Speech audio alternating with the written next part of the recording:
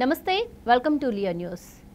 ఆంధ్రప్రదేశ్ అభివృద్ధి అలాగే యువత భవిష్యత్తు లక్ష్యంగా ముఖ్యమంత్రి చంద్రబాబు నాయుడు పనిచేస్తూ ఉన్నారు.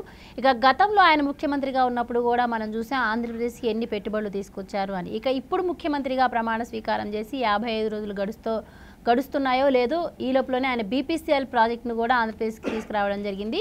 ఇక ముఖ్యంగా యువత భవిష్యత్తు కోసం ఆలోచించి ఈరోజు యూట్యూబ్ సీఈఓ అయినటువంటి నీల్ మోహన్తో కూడా ఆయన జూమ్ మీటింగ్లో పాల్గొనడం జరిగింది. అలాగే గూగుల్ హెచ్ఓడితో కూడా ఆయన మాట్లాడారు. ఎందుకంటే యూట్యూబ్ అకాడమీని ఆంధ్రప్రదేశ్లో నెలకొల్పవలసిందిగా ఆయన వాళ్ళని రిక్వెస్ట్ చేసినట్టుగా వార్తలు అయితే వస్తున్నాయి. ఒకవేళ యూట్యూబ్ అకాడమీ కనుక ఆంధ్రప్రదేశ్లో నెలకొల్పితే యువతకు ఉపాధి అవకాశాలు ఎక్కువగా ఉంటాయి. అలాగే ఇప్పుడు యువత కూడా అప్డేట్ అవ్వాల్సిన అవసరం ఉంది. దానికోసం ఇప్పుడు పక్క రాష్ట్రాలకు వెళుతున్న పరిస్థితి మనం చూస్తున్నాం. అలాంటి అవసరాలు కూడా లేకుండా మరి ఆంధ్రప్రదేశే ఉపాధి కల్పనకు ముందుండే అవకాశం ఉంటుంది.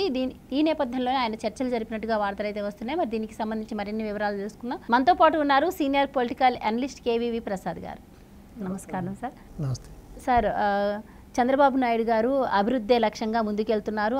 అందుకోసం చాలామంది ప్రతినిధులతో కూడా ఆయన మాట్లాడటం జరుగుతుంది. రోజు ఒక మీటింగ్ ఏర్పాటు చేయడం కావచ్చు. కొన్ని కంపెనీలు కూడా ఇప్పటికి ఆంధ్రప్రదేశ్కి రావడం జరిగింది. అలాగే ఇప్పుడు ఈ స్కిల్ డెవలప్మెంట్ విషయంలో కూడా ఆయన సంతకాలు చేసినప్పుడు సీఎంగా ప్రమాణ స్వీకారం చేసి సంతకాలు చేసినప్పుడు 3వ ఫైల్ గాను 4వ ఫైల్ గాను అది ఉండింది.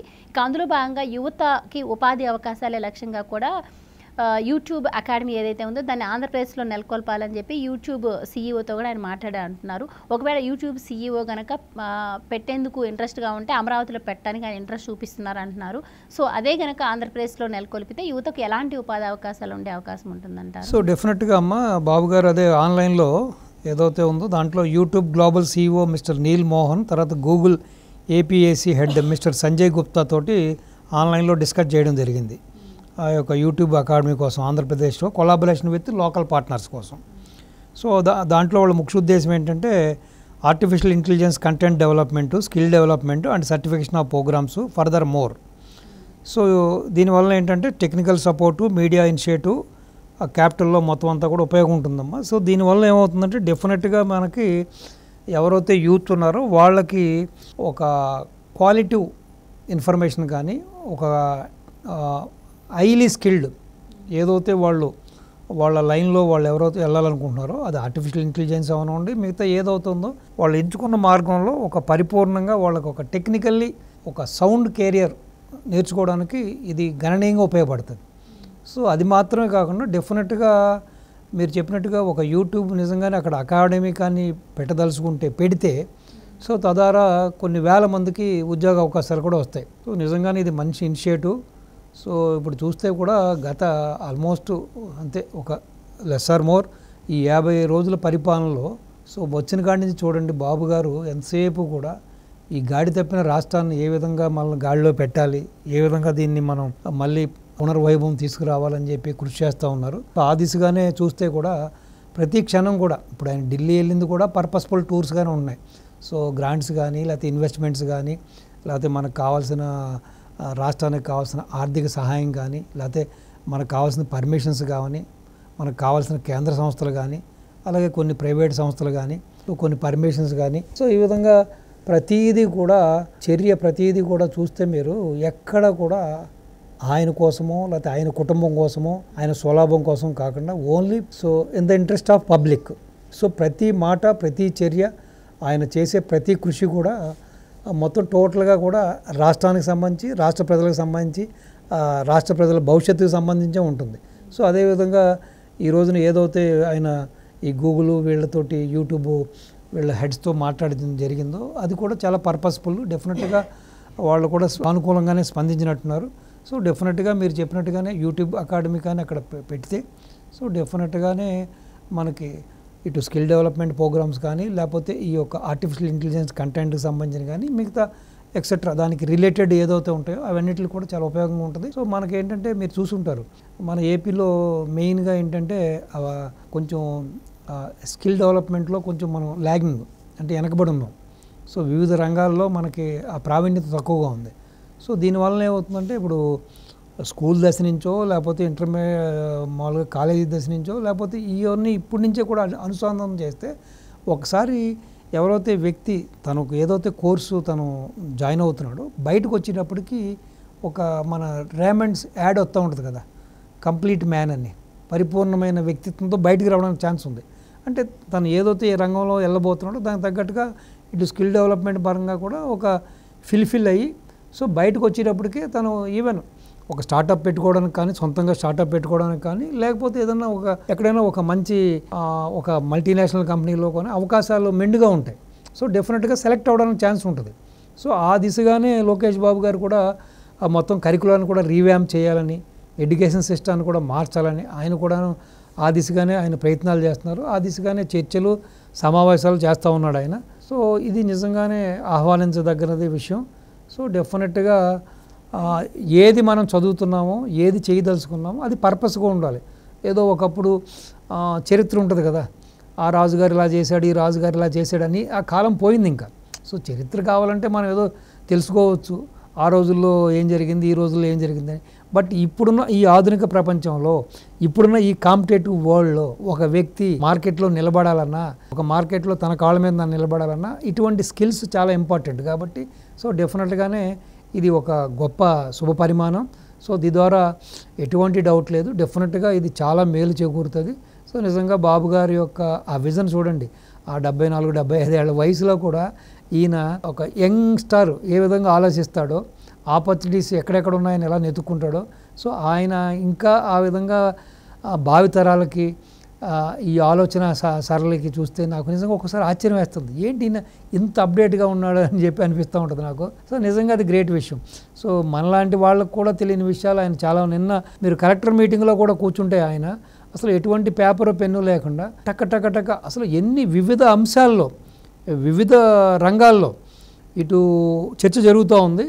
వాళ్ళకి సంబంధించిన యొక్క కార్యదర్శులు, ఆ ప్రిన్సిపల్ సెక్రటరీసు, ఆ కమిషనర్సు ప్లస్ ఐఏఎస్లు ఐపీఎస్లు మాట్లాడుతూ ఉన్నారు. మాట్లాడుతున్నప్పుడు ఇన్స్టెంట్గా టక్క దానికి ఒక రెమెడీ చెప్పడం, దానికి ఇది కాదు ఇంకా ఎక్స్పోజ్ ఇలా చెప్పడం.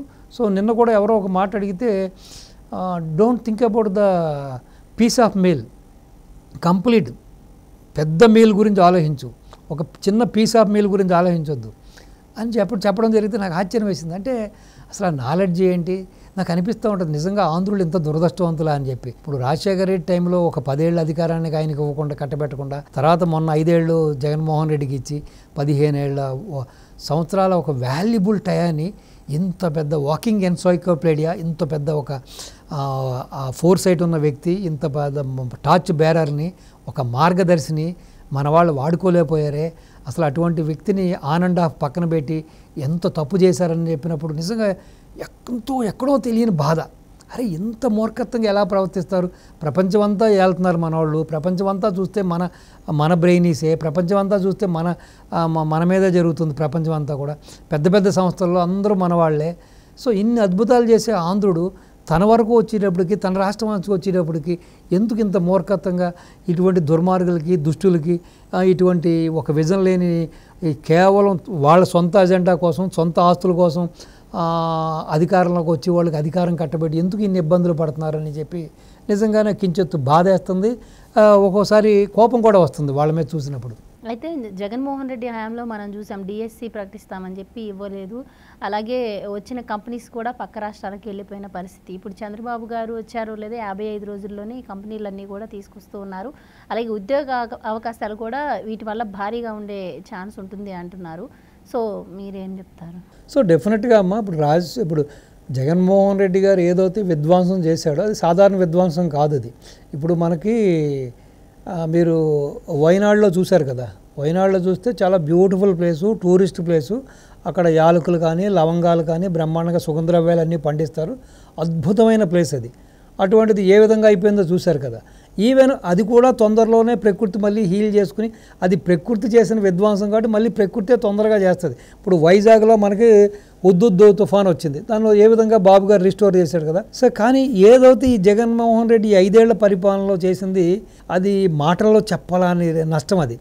అది ఒక విధంగా ఏంటంటే అంత తొందరగా కూడా మనం దాన్ని రిస్టోర్ చేయగలమనే కూడా నాకు అనిపిస్తుంది. ఈవెన్ నాగసాకి, హీరోషిమాను కూడా జపనీస్ తొందరగానే వాళ్ళు రిస్టోర్ చేసుకున్నారు, మళ్ళీ నార్మల్గా తెచ్చుకున్నారు.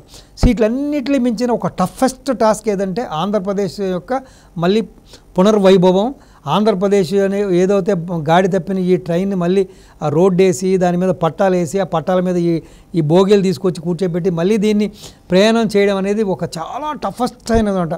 అంటే భగీరథుడు గంగను తీసుకొచ్చినప్పుడు కూడా బహుశా అంత టఫెస్ట్ కాదనుకుంటాను నేను. అంతకు మించిన టఫెస్ట్ సిచ్యువేషన్ ఇప్పుడు బాబు గారు ఫేస్ చేస్తున్నారు. ఇప్పుడు ఈ అప్పులకి ఇంట్రెస్ట్లే కడతారా, ఈ అప్పులే తీరుస్తారా, ప్లస్ ఈ సంక్షేమాలే చేస్తారా, ప్లస్ ఇప్పుడు అందుకునే ఆయన రావడంతో ఆయన దృష్టి అంతా కూడా సంపద సృష్టించడం మీద పడ్డాడు ఆయన. సో ఇండస్ట్రీస్ని ఎలా తీసుకురావాలి, సంపదను ఎలా పెంచాలి, ఎంప్లాయ్మెంట్ని ఏ విధంగా జనరేట్ చేయాలి అనే ఆలోచనలోనే ఆయన దృష్టి అంతా ఉంది. నిజంగానే ఇది ఒక అంత పెద్ద విజన్ ఉన్న నాయకుడికి కూడా ఇది ఒక టఫెస్ట్ సిచ్యువేషన్ అనమాట. బహుశా ఈ ప్రపంచంలో ఇంత విధ్వంసం జరిగిన ఆంధ్రప్రదేశ్ని మళ్ళీ ఈ విధంగా గాడిలో పెట్టడం అనేది నాకు తెలిసి ఎక్సెప్ట్ బాబు గారు ఏ ఒక్క నాయకుడి వలన అవ్వదు, ఏ ఒక్కడు కూడా చేయలేని పని. సో డెఫినెట్గా ఆయన అది చేస్తారు. ఆయన అపర భగీరథుడు, అపర చాణక్యుడు కాబట్టి డెఫినెట్గా చేస్తారు.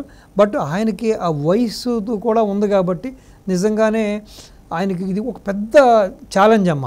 దీన్ని ఎవ్వరూ కాదనలేరు నిజం. బట్ ఆయన ఛాలెంజ్ని అంటే ఆయనకి చాక్లెట్ లాంటిది. సో డెఫినెట్గా ఆయన ఆ ఛాలెంజ్ని చాక్లెట్గా ఎంజాయ్ చేస్తూ డెఫినెట్గా దీన్ని గాడిలో పెడతారనే నమ్మకం నాకు ఉంది.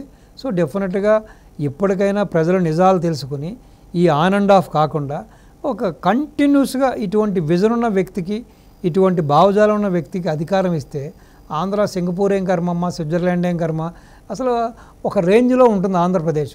సో నిజంగా వాళ్ళకి వాళ్ళ మీద, వాళ్ళ బతుకుల మీద, వాళ్ళ రాష్ట్రం మీద, వాళ్ళ భవిష్యత్తు మీద, వాళ్ళ భావితరాల యొక్క భవిష్యత్తు మీద నిజంగా వాళ్ళకి ప్రేమ, అనురాగం, గౌరవం ఉంటే ఇంకొకసారి జగన్మోహన్ రెడ్డి అనే వ్యక్తిని ఎంటర్టైన్ చేయకూడదు, చెయ్యరు కూడా అని నేను నమ్ముతున్నా. Thank you sir. నమస్తే అమ్మా.